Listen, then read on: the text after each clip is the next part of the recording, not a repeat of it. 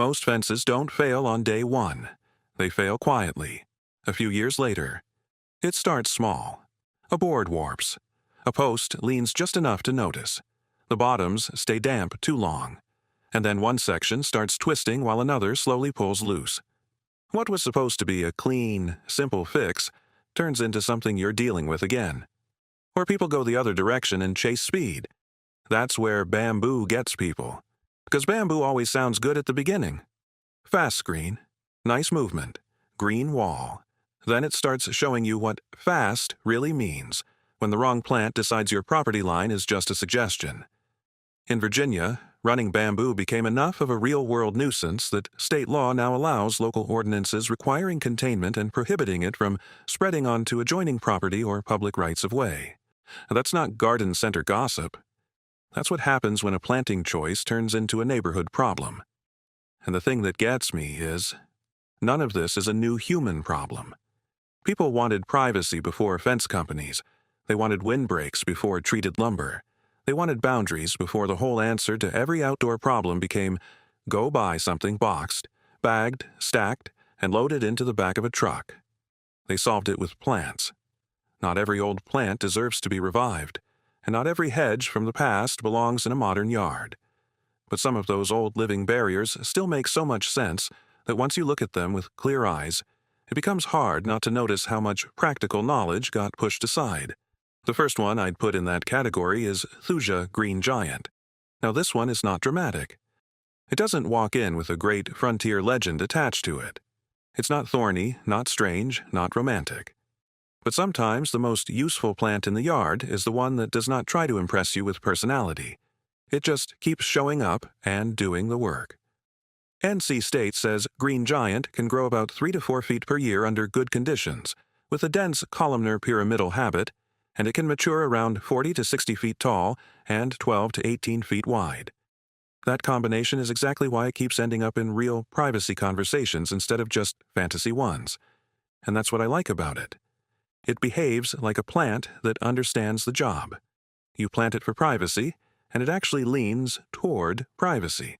You brush past a lot of fast-growing trees, and sooner or later you discover the hidden claws. Brittle wood, odd spread, ugly winter look. Roots where you do not want them. Disease pressure you were never told about. Green Giant is not flawless, nothing is, but it gives you a much cleaner bargain than most people realize. Tall enough to matter, dense enough to matter, evergreen, which matters a lot more than people think once December arrives and all those leafy summer screens stop pretending. NC State also notes a lifespan in the 40 to 60 year range, which is another reason it feels like more than a quick fix. It has some staying power in it. The only thing I would slow people down on is spacing and scale, because this is where homeowners talk themselves into trouble. They fall in love with the young plant and forget the mature one exists. Then, 5 or 6 years later, they've got something pressing too close to the drive, the walkway, or the side of the house, and now they're pruning in panic. Green Giant is a real screen for real space. It is not a bandage for a strip of dirt that was undersized from the start, but when the space is there, this is one of the cleanest forgotten truths in the whole privacy conversation. The best answer is not always the weirdest answer. Sometimes it's the plant that quietly beats the modern default because it asks for less drama over time. Now, once the ground gets wet, the conversation changes. A lot of plants look promising right up until the soil stays heavy. That's when they sulk, sit still, yellow out, or make you feel like you planted money into a problem spot just to watch it hesitate. But there's another kind of plant that looks at wet ground and almost seems to wake up. That's where willow starts to make people feel like they've stumbled onto an old trick. And in a way, they have. Iowa State says willows are easily propagated by hardwood cuttings, and they root quite easily. That sounds like a small detail until you really picture what it means in practice. It means a fence line can grow out of itself. It means one successful row can become the start of another. It means the plant is doing part of the multiplying for you instead of asking you to keep pulling your wallet back out every time you want to extend the screen another 20 feet. That is exactly the kind of old gardening intelligence that used to make more sense than buying your way through every inch of a boundary. And willow has a kind of energy to it that People either love immediately or they don't trust enough. I love it, in the right place. Because if you've got a wet back edge, a low spot, a ditch line, or a place where the soil holds moisture and ordinary privacy plants just never really settle in, willow starts to feel almost unfair. It grows with purpose. It fills with purpose. It doesn't look like it's negotiating with the site. It looks like it belongs there. That matters. A lot of bad privacy planting comes from forcing a plant to play a role it never really wanted. Willow is one of those cases where the land gives you a clue, and the smart move is to listen. But this is also where a seasoned voice has to be more useful than an enthusiastic one. Because willow is not something I'd throw around like a universal miracle. Water-seeking trees are a different animal. University of Minnesota guidance for septic landscaping says poplar, birch, beech, walnut, maple, willow, linden, and elm should be planted at least 50 feet from the soil treatment area. And Clemson also warns that willows and poplars have very aggressive root systems around drain fields. That's the real story. Out on open ground, on a damp edge, on a bigger property where the roots have room to be what they are, willow can be a fantastic screen. Too close to septic or buried infrastructure, and that same strength becomes the reason you regret it. That leads naturally to hybrid poplar, which lives in that same world of fast answers, but with a slightly different feel to it.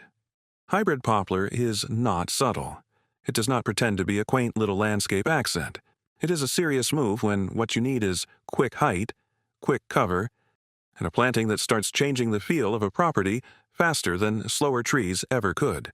University of Minnesota's Innovatree material describes hybrid poplar as a tree that quickly produces shade and privacy, recommends it for privacy screens and windbreaks, and says it should be spaced 8 to 16 feet apart for screening while being kept at least 25 feet from foundations or septic systems and away from roadways and power lines. That one set of recommendations tells you nearly everything important about this plant. It is useful, it is fast, and it needs room from anything you don't want it complicating later.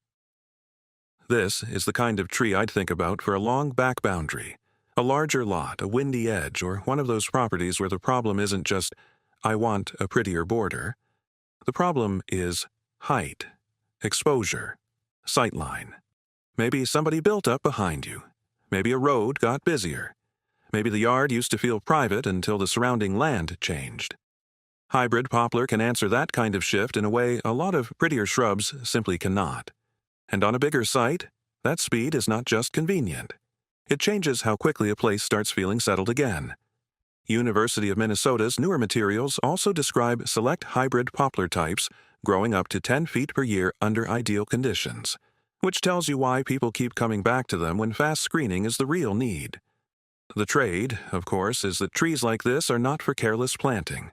That's really the thread running through all the good old solutions. They are not careless, they are not random. They're powerful because they fit the job. Planting hybrid poplar on a cramped suburban strip and then acting surprised when it behaves like a large, vigorous tree is not the plant's failure. That's a judgment failure. Put it where a fast land-shaping tree actually makes sense, and now it starts looking a whole lot smarter than pouring money into a fence that still won't give you the same height 2 years from now. Then there's hawthorn, and this is where the whole conversation takes on more age. Because hawthorn doesn't just screen a space, it gives the boundary a different kind of character. Oregon State's Hedgerow Guide notes that hedgerows originated in medieval Europe and describes the Old English practice of planting hawthorn cuttings, letting them grow, then bending and training them to fill gaps and create a living fence. NC State also notes that hawthorn species can be pruned and used as a barrier or hedge, and that thorny species are suitable for screening or security. That is the kind of plant history I love, because it is not decorative history, it's practical memory, and you can still feel why it worked. A good, thorny hedge changes behavior. It doesn't just block the eye, it discourages movement, it builds thickness, it creates that sense that the boundary is not flimsy and temporary, but alive and intentional. Hawthorn also has more life in it than people who only think in terms of privacy usually notice. Many species offer spring bloom, dense branching, wildlife value, and a structure that still has presence after leaf drop. It feels like a barrier with some memory in it. Not sterile, not dead flat. Not the same anonymous wall every other backyard on the block bought from the same place. And the reason I'd still put hawthorn in the trust first group is because it keeps 1 foot in utility and 1 foot in meaning. That combination matters. Some plants are all function and no feeling. Others are all charm until winter, or all beauty until the maintenance catches up with you. Hawthorn sits in a richer middle ground. But the smart version of this is not go copy an English hedge exactly. The smart version is to take the old principle seriously and then choose the right hawthorn species for your own region and use. That's what experienced gardeners do. They inherit the idea without blindly inheriting the mistake. And then there's Osage orange. This is the one that makes the whole subject feel bigger than landscaping. Because Osage orange is not just a plant people happen to use. It helped shape an entire way of thinking about what a boundary could be. Purdue says Osage orange made such an effective hedge because the stems have stout thorns and produce dense sprout colonies when cut back or pruned, creating the old description, horse high, bull strong, and pig tight. Purdue also notes how durable and rot-resistant the wood is, which helps explain why it stayed valuable, not only as a hedge but as post material too. That is a serious plant. It was serious then and it's serious now, and I think that seriousness is part of why the plant still has such a grip on people's imagination. Osage orange does not feel ornamental. It feels purposeful. Rural edges, bigger acreage, tougher perimeters. Those are the places where it still starts making real sense. Not because it is trendy, not because it is cute, but because it was bred by necessity into the memory of the land. The old farmers who trusted a plant like this were not trying to make a nice, content moment. They were solving a hard problem with what actually held up. That difference still matters. Now, I would not hand Osage orange to every homeowner like it's some universal suburban fix. That would be lazy advice. Thorns are real. Scale is real. The setting matters. But when the setting fits, this is one of the strongest examples in the whole living fence conversation of an old answer that never stopped being intelligent. People just stopped looking in that direction because the modern habit is to buy boundaries instead of grow them. And maybe that's the part I keep coming back to. The old wisdom was not old because it was sentimental, and it lasted because it observed things properly. Wet ground wants one answer. Broad open land wants another. A true evergreen privacy wall is not the same thing as a thorn barrier. A fast screen is not the same thing as a long-haul hedge. Once you start seeing those differences, the whole subject gets more interesting. It stops being, what's the fastest plant? And becomes, what kind of boundary are you really trying to grow? That's a much smarter question. So, if I were standing in the yard with somebody looking across the line and trying to choose with a clear head, these are the ones I'd lean toward first. Thuja green giant when you want the cleanest evergreen answer and you've got real room for it. Willow when the ground stays wet and you can keep it well away from septic and buried infrastructure. And hybrid poplar when fast height is the actual problem and the site is large enough to handle a vigorous tree honestly. Hawthorn when you want a true living hedge with density, thorn, and old world backbone. Osage orange when the line needs toughness and the property can actually use it. Those are not the flashiest names in the conversation. They are the ones I trust sooner.